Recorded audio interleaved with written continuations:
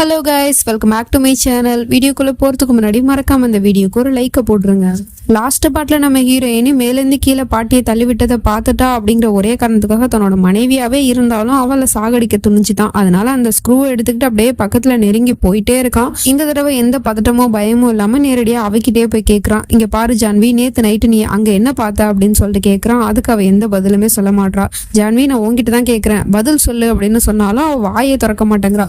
இப்போ நீ பதில் சொல்றியா இல்லையா அப்படின்னு சொல்லிட்டு கையில வச்சிருக்க ஸ்க்ரூ எடுத்து அப்படியே அவளோட கையில ஓங்கி அடிச்சிடறான். அதுல ரத்தம் எல்லாம் தெரிச்சு கையெல்லாம் ரத்தமாயிடுது. அதுக்கப்புறமா தான் தெரியுது இவன் கண்டது எல்லாமே கனவு அப்படின்னு. அப்படி குத்துற மாதிரி இவன் சும்மா இமேஜின் தான் பண்ணி பார்த்துருப்பான் போல.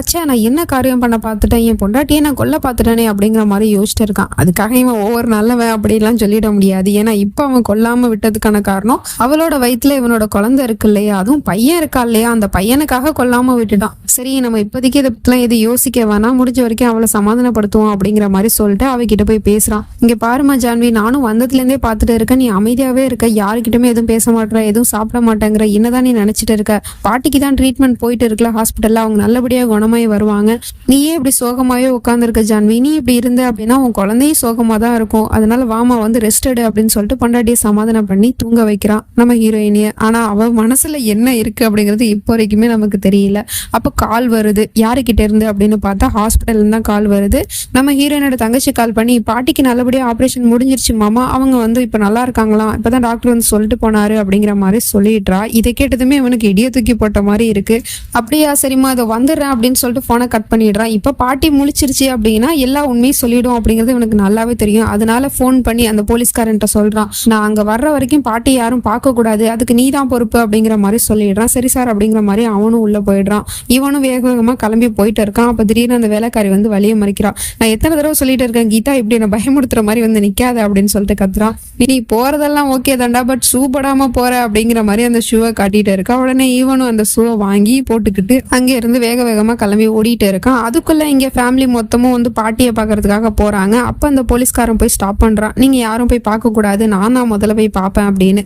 என்ன பேசிட்டு இருக்கீங்க சார், என்னோட அம்மாக்கு இப்பதான் ஆப்ரேஷன் முடிஞ்சு, நான் அவங்கள போய் பார்க்கணும் அப்படின்னு சொல்றாரு. அதெல்லாம் இல்ல, போலீஸ் இன்வெஸ்டிகேஷன் பண்ணி முடிச்சதுக்கு அப்புறமா தான் நீங்க போய் உங்க பாட்டியா இருந்தாலும் சரி அம்மாவா இருந்தாலும் சரி பார்க்கணும் அப்படிங்கிற மாதிரி சொல்லிட்டு இவன் உள்ள போயிடுறான். எங்க நம்ம ஹீரோயினி தூக்கத்துல இருந்து முழிச்சிட்டா. முழிச்சு பார்க்கும்போது புருஷனை காணோம். எங்க போன அவன் அப்படின்னு சொல்லிட்டு வீடு ஃபுல்லா தேடிட்டே இருக்கா. அதுக்கப்புறம் வேலைக்காரிட்ட கேட்டுட்டு இருக்கா, அவர் எங்க அப்படின்னு. அவன் வெளியே போயிருக்கான் அப்படிங்கிற மாதிரி சொல்றா. அப்பல உடனே இவ பாட்டி கிட்ட நான் போகணும் அப்படிங்கிற மாதிரி அவசரப்பட்டு அங்க இருந்து ஓடிட்டு இருக்கா. டக்குன்னு வேலைக்காரி வந்து ஸ்டாப் பண்றா, வெளியே போக கூடாது அப்படின்னு சொல்லிட்டு. ப்ளீஸ் என்ன போக விடு அப்படின்னு இவளும் கெஞ்சி கேட்டுட்டு இருக்கா. வேலைக்காரி விட்டாலா என்ன அப்படிங்கிறது தெரியல. அதே சமயம் இங்க ஹாஸ்பிட்டலுக்கு இந்த விராஜ் பையன் வந்துட்டா. அவனை பார்த்ததுமே இவங்க எல்லாரும் சொல்றாங்க, பாட்டிக்கு ஆப்ரேஷன் நல்லபடியா முடிஞ்சிச்சுப்பா, ஆனா பாக்கலான்னு சொன்னா அந்த போலீஸ் விடமாட்றாங்கப்பா அப்படிங்கிற மாதிரி சொல்லிட்டு இருக்காங்க. சரி, நான் இந்த போய் பேசி பாக்குறேன் அப்படிங்கிற மாதிரி சொல்லிட்டு இவன் மட்டும் உள்ள போறான். அங்க போய் பார்த்தா டாக்டர் செக் பண்ணிட்டு இருக்காங்க. கால்ல கையில அப்படின்னு எல்லா இடத்துலயுமே சுத்தியில வச்சு அடிச்சுட்டு இருக்காங்க. பாட்டிக்கு என்ன ஆச்சுன்னு தெரியல, கண்ணு முழிச்சபடியே அப்படியே இருக்குது. இவனுக்கு என்ன பண்றதுன்னு தெரியாம முழிச்சுக்கிட்டு இருக்கான். அதுக்கப்புறம் டாக்டர் இவ்வளவு பெரிய குண்டை தூக்கி போடுறாரு. என்னன்னா, அவங்களால பேச முடியாது, அசைய முடியாது, பட் நீங்க சொல்றதை கேட்க முடியும், அவங்களுக்கு வந்து பேரலைஸ் அட்டாக் வந்துருச்சு அப்படிங்கிற மாதிரி சொல்றாங்க. அதாவது பாட்டி கோமாக்கு போயிடுச்சான். இதை கேட்டது இவனுக்கு செம குஷி ஆயிடுது. அப்பாடா, இப்பதான் எனக்கு நிம்மதியா இருக்கு அப்படிங்கிற மாதிரி பேசிட்டு இருக்கான். உடனே பாட்டி கிட்ட போய், பாட்டி நீ உண்மையை தெரிஞ்சுக்கிட்ட போல, உண்மையை தெரிஞ்சுக்கிட்டு உன்னால என்னதான் பண்ண முடியும் பாட்டி, இங்க பாரு, இந்த காலை பாரு, இந்த காலால நீ ஓடி ஓடி போய் உண்மையை தெரிஞ்சுக்கிட்ட, பட் இந்த காலை இப்போ அசைக்க கூட முடியல. அப்புறம் இந்த கையை பாரு, இந்த கையால நீ ரூம்ல இருக்கிற ஃபைலை எடுத்த, அதனால இப்ப என்னாச்சு பாரு, இந்த கையை இப்ப அசைக்க கூட முடியாத நிலைமைக்கு நீ போயிட்ட. இப்ப நீ உண்மையை தெரிஞ்சுக்கிட்ட, அப்படி என்னத்த பாட்டி பெருசா சாதிச்சுட்ட, உயிரோட இருந்தும் நடைப்பணமா தானே படுத்து கிடக்குற, இதுக்கா பாட்டி இவ்வளவு போராடின அப்படிங்கிற மாதிரிலாம் கிண்டல் பண்ணி பேசிட்டு இருக்கான். பாட்டிக்கு அப்படியே கண் கலங்குது. ஏன்னா இவன் சொல்றதெல்லாம் காதுல விழுகுது, பட் ரியாக்ட் தான் பண்ண முடியல. வெளியே வர நம்ம ஹீரோயினி ஹாஸ்பிட்டலுக்கே வந்துட்டா. வந்த உடனே பாட்டிக்கு என்ன ஆச்சு அப்படிங்கிற மாதிரி பதறி அடிச்சு கேட்டுட்டு இருக்கா. அவங்களும் எல்லாம் சொல்லிட்டு இருக்காங்க போல, இந்த மாதிரி பாட்டிக்கு ட்ரீட்மெண்ட் பண்ணிட்டாங்க, இப்ப கண்ணு முழிச்சிருச்சு அப்படிங்கிற மாதிரிலாம் சொல்றாங்க போல. பட் இவ பாட்டியை பார்க்கணும் அப்படின்னு சொல்லிட்டு அழுதுட்டு இருக்கா. அந்த சவுண்டு இங்க இவனுக்கும் உள்ள கேட்டுருது. உடனே இவன் வந்து அந்த ஸ்கிரீன் வழியா பார்த்துட்டு இருக்கான். என்னது இது, இவ வந்துட்டாளா அப்படிங்கிற மாதிரி. அதுவும் இல்லாம அவங்க சமாதானப்படுத்துறாங்க, இவ என்னமோ சொல்ற மாதிரி இருக்கு. ஒருவேளை நம்மளை பத்தின உண்மையை தான் அவ சொல்லிட்டு இருக்காளோ அப்படிங்கிற மாதிரி பயந்து போயிட்டு வெளியே வரான். வந்த உடனே மொத்த ஃபேமிலி இவனை நோக்கி தான் வராங்க. உடனே இவன் பயந்து போயிடுறான். அதுக்கப்புறமா தான் தெரியுது எல்லாருமே உள்ள போறாங்க பாட்டியை பாக்குறதுக்காக. பட் பேத்தி மட்டும் அங்கேயே நின்றுட்டு இருக்கா, நம்ம ஜான்வி. அவளை பார்த்ததும் இவன் ஒரு மாதிரி திருன்னு முழிச்சிட்டு இருக்கான். அப்போ ஒரு பிளாஷ்பேக் வருது. அதுல இவன் ஆபீஸ் விட்டு வீட்டுக்கு வந்து பாக்குறான், பொண்டாட்டியை காணோம். எங்க போனா அப்படிங்கிற மாதிரி இவன் டென்ஷன்ல இருக்கிறான். பார்த்தா நம்ம ஹீரோயினி வெளியே இருந்து உள்ள வரா.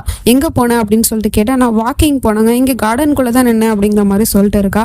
அப்படியா, சரிம்மா, நீ வாக்கிங் போயிட்டு வந்தல, அப்போ உனக்கு தண்ணி வேணும்ல, தண்ணி எடுத்துட்டு வர, நீ உட்காருமா அப்படின்னு சொல்லிட்டு பாசமா சோஃபால உட்கார வச்சுட்டு இவன் தண்ணி எடுக்கிறதுக்காக போறான். சரி, குடிக்க தான் தண்ணி எடுத்துட்டு வருவான் அப்படின்னு சொல்லிட்டு பார்த்தா சுட சுட ஆவி பறக்க சுடு தண்ணி எடுத்துட்டு வந்து வைக்கிறான். எதுக்கு அப்படிங்கிறது ஒண்ணுமே நம்ம ஹீரோயினுக்கு புரியல. இது எதுக்குங்க அப்படின்னு சொல்லிட்டு கேட்குறா. நீ வாக்கிங் போயிட்டு வந்தல்லமா, அதான் உனக்கு காலெல்லாம் வலிக்கும், ஸோ காலை இதுல வைமா அப்படிங்கிற மாதிரி சொல்லிட்டு இருக்கான். காலை இதுல வச்சா உனக்கு கால் வலி குறையும் அப்படிங்கிற மாதிரி சொல்றான். நம்ம ஹீரோயினே பயந்துக்கிட்டே காலை லேசா வச்சு பாக்குறா. பயங்கர சூடா இருக்கு.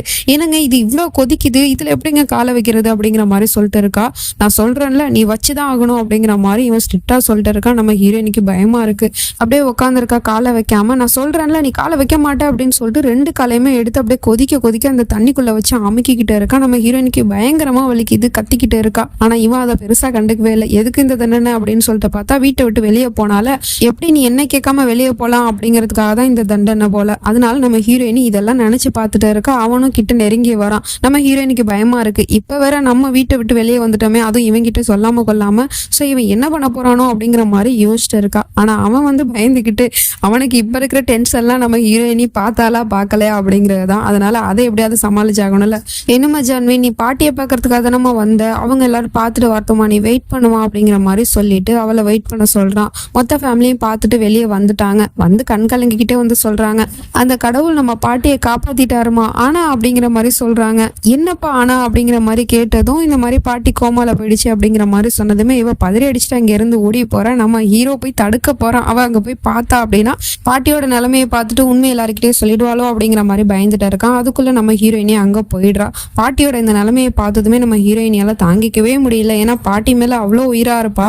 அதனால பாட்டியை பார்த்துட்டும் ஒவ்வொன்றும் ஒப்பாரி வச்சு அழுதுகிட்டு இருக்கா. உங்களுக்கா பாட்டி இந்த நிலைமை அப்படிங்கிற மாதிரி. இதை அவன் தூரத்துல இருந்து பார்த்துட்டு தான் இருக்கான், ஏதாவது சொல்றாளா அப்படிங்கிற மாதிரி. ஆனா நம்ம ஹீரோயினி எதுவுமே சொல்லல. பாட்டியோட இந்த நிலைமையை பார்த்து அழுக தான் செய்யறா. அதுக்கப்புறம் இவனும் பொண்டாட்டியை வீட்டுக்கு கூட்டிட்டு போறான். அப்ப கார்ல உட்கார வச்சுட்டு இவன் மட்டும் தனியா போய் அந்த போலீஸ்காரனை மீட் பண்ணி, இன்னும் பிரச்சனை முழுசா முடியல, எனக்கு அந்த ஃபைல் கிடைக்கிற வரைக்கும் என்னால நிம்மதியா இருக்க முடியாது, அந்த ஃபைல் எப்படியாவது போய் தேடு அப்படிங்கிற மாதிரி சொல்லி போலீஸ்காரனை அனுப்பி வச்சிடுறான். மொத்த போலீஸும் திருட்டுத்தனமா அந்த வீடு ஃபுல்லா சர்ச் பண்ணிட்டு இருக்காங்க. அந்த ஃபைல் வீட்டுல தான் இருக்குமோ அப்படிங்கிற மாதிரி தேடிட்டு இருக்காங்க. பட் வீட்லயுமே இல்லை, எங்க போச்சு அப்படிங்கிறது தெரியல. அதே சமயம் நம்ம ஹீரோயினியும் வீட்டுக்கு வந்தும் எதுவுமே நடக்காத மாதிரி அவ பாட்டிக்கு அவளோட வேலையை பார்க்க போயிடுறா. இது இவனுக்கு இன்னுமே டென்ஷன் ஆகுது. என்னது இது, அவ பாட்டிக்கு நார்மலா இருக்கா, நம்மள பைத்தியமாகிட்டு இப்போ அவ என்னதான் மனசுல நினைச்சு வச்சுட்டு இருக்கா.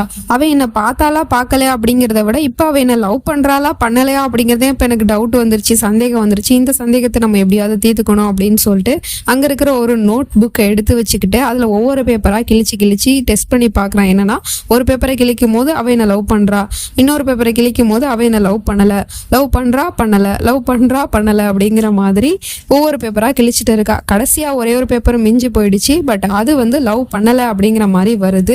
இதை பார்த்ததுமே அவனுக்கு பயங்கர கோவம் வருது. உடனே அந்த நோட்டை தூக்கி விட்டே எறிஞ்சிட்டு, அப்ப அவ என்ன லவ் பண்ணலையா, அவ இப்ப என்ன லவ் பண்ணல அப்படிங்கும் போது அப்ப அவ என்ன வேணா பண்ணுவா என்னை காட்டி கொடுக்கறதுக்கு அப்படிங்கிற மாதிரியே யோசிச்சுட்டு இருக்கான். அதே சமயம் அந்த போலீஸ்காரனும் அந்த நேரத்துல கால் பண்ணி, இந்த மாதிரி நாங்க வீடு ஃபுல்லா தேடி பார்த்துட்டோம், அந்த ஃபைல் வீட்டுல இல்லை அப்படிங்கிற மாதிரி சொல்றாங்க. இன்னும் இவனுக்கு டென்ஷன் மேல டென்ஷன் ஏறிக்கிட்டே இருக்கு. அந்த டென்ஷன்ல இவன் திடீர்னு என்ன பண்றான்னா, அங்க இருக்கிற ஒரு ஒயரு கீரு என்னென்னமோ எடுத்து சேரு கீர்லாம் எடுத்து ரெடி பண்ணி ஒரு லைட் செட்டப் ரெடி பண்ணிக்கிட்டு இருக்கான். கையில வந்து சுவிட்ச் ஆன் பண்ற மாதிரி. கையில வச்சிருக்க சுவிட்ச் ஆன் பண்ணதுமே அங்க லைட்டு மாட்டி இருக்கிறது நல்லா பொலிர் நம்ம கண்ணில் அடிக்குது, கண்ணு கூசுது. இதே மாதிரிதான் நம்ம ஜான்வியுமே கண்ணை ஒரு டைம் சிமிட்டிட்டு அப்புறமா பார்த்தா இது இவனுக்கு ஏதோ ஒரு யோசனை வந்துட்டு போல. உடனே அங்க இருந்து கிளம்பி வெளியே போயிடுறான். நம்ம ஜான்விக்கு கதவு சாத்துற சத்தம் மட்டும் தான் கேக்குது. எங்க போனாரு இவரு அப்படிங்கிற மாதிரி பார்த்துட்டு இருக்கா. ஏன்னா புருஷனுக்காக ஆசை ஆசையா கிச்சன்ல போய் சமைச்சிட்டு இருக்கா. நேர நேரா அந்த பாட்டி கீழே விழுந்துச்சுல அந்த இடத்துக்கு தான் வந்து பாக்குறான். அங்க அந்த போலீஸ்காரனையும் வர சொல்லியிருக்கான் போல. அங்க வந்து நின்னுக்கிட்டு இதுக்கும் அதுக்கும் குட்டி போட்ட போன மாதிரி நடந்துகிட்டு இருக்கான். இவன் என்ன பண்றான் அப்படிங்கிறது அந்த போலீஸ்காரனுக்கே ஒன்றும் புரியல. அவனை நேரா அந்த டெரஸ்க்கு போக சொல்றான். நீ போய் அந்த டெரஸ்ல போய் நான் சொல்ற இடத்துல போய் நில்லு அப்படிங்கிற மாதிரி சொல்லி மேல அனுப்பி வச்சிடறான். அதுக்குள்ள இவன் அந்த இடத்த மார்க் பண்ணிக்கிட்டு இருக்கான். பாட்டி இந்த இடத்துல விழுந்துச்சு, ஜான்வி அந்த இடத்துல இருந்து வந்தா அப்படிங்கிற மாதிரி மேல அவனும் போய் நின்றுக்கிட்டு நான் வந்துட்டேன் சார் அப்படிங்கிற மாதிரி சொல்லிட்டு இருக்கான். கரெக்டா நான் நின்ன இடத்துல நில்லு அப்படிங்கிற மாதிரி சொல்லி அவனை நிக்க வச்சிடறான். இவனும் இங்க ஜான்வி வந்து டைரக்ஷன்லயே வந்து பார்த்துட்டு டக்குன்னு மேல பாக்குறான். அங்க இவன் தெரிஞ்சானா அப்படின்னு சொல்லிட்டு பார்த்தா அங்க அவன் நிக்கிறவன் கண்ணுக்கே தெரியல. ஏன்னா அவன் நிக்கிற இடத்துல லைட் செட்டப் இருக்கு. ஸோ அந்த லைட் இருக்கிறதுனால அந்த லைட்டை பார்த்துட்டு தான் நம்ம ஹீரோயினுக்கு ஒரு செகண்ட் கண்ணு கூசி இருக்கு. ஸோ அந்த இடத்துல நிக்கிறவங்களோட முகம் மட்டும் இல்ல, அங்க ஒரு ஆள் நிக்கிறாங்க அப்படிங்கிறதே தெரியல. உடனே இவன் கெஸ் பண்ணிட்டான். அப்போ இங்க இருந்து நான் பார்க்கும் போது அந்த போலீஸ்காரன் தெரியல அப்படின்னா கண்டிப்பா ஜான்விக்கு நான் அங்க நின்னதும் தெரிஞ்சிருக்காது. இப்பதான் நான் கெஸ் பண்ணிட்டேன். ஐ ஜாலி ஜாலி ஜாலி, ஏன் பொண்டாட்டி என்ன பார்க்கல அப்படின்னு சொல்லிட்டு ரொம்ப குஷியா ஆட்டம் போட்டுக்கிட்டு இருக்கான். இப்பதான் அவனுக்கு ஒரு நிம்மதியாவே இருக்குது. ஏன்னா இவன் கண்டுபிடிச்சிட்டான் இவ்வளவு நேரம் பைத்தியமா சுத்திட்டு இருந்தால, சாரி பைத்தியத்துக்கே பைத்தியம் முடிச்ச மாதிரி சுத்திட்டு இருந்தால, அதனால இவன் இப்பதான் நிம்மதி பெருமூச்சே விடுறான். பட் இதை முழுமையா அப்படியே சந்தோஷப்பட முடியாது. ஏன்னா இன்னுமே இந்த ஃபைல் கிடைக்கல. ஸோ அந்த ஃபைலை போய் தேடிட்டு வாடா அப்படிங்கிற மாதிரி அந்த போலீஸ்காரனை சொல்லி அனுப்பி வச்சிடுறான். இதுக்கப்புறம் என்ன நடக்க போகுது அப்படிங்கிறதெல்லாம் நம்ம வெயிட் பண்ணி தான் பார்க்கணும். நெக்ஸ்ட் பார்ட்ல சந்திக்கிறேன். அது வரைக்கும் பை ஃப்ரெண்ட்ஸ்.